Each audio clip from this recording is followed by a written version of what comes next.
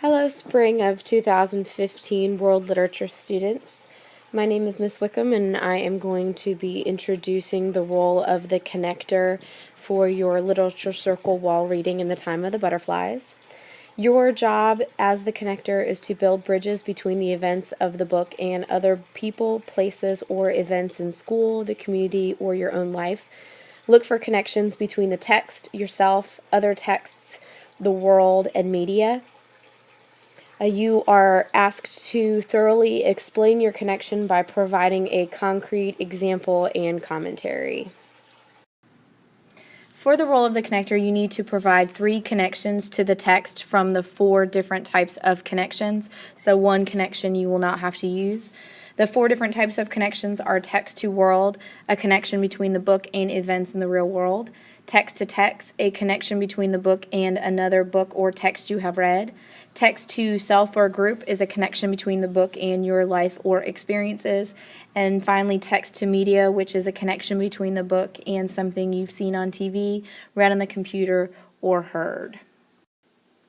For the 3 different connections to the text from the 4 different types of connections that I've come up with for Chapter 1 for In the Time of the Butterflies, text to world. The political climate reminds me of Nazi Germany or any country living under a terroristic regime. People are afraid to speak because they can be reported to the government, who can come get them and hold them indefinitely. This is also one of the changes in law in America with the Patriot Act. Under the Bill of Rights, the government is not supposed to be able to hold you without charging you with a crime. However, now if you think you are a terrorist, they don't have to have a solid reason to hold you. They can hold you based solely on suspicion without any evidence against you. The second connection is text to text. This reminds me of Franz Kafka and some of his writing. Even though he didn't get to live for very long, it seemed like he was prophesizing about the eventual Holocaust.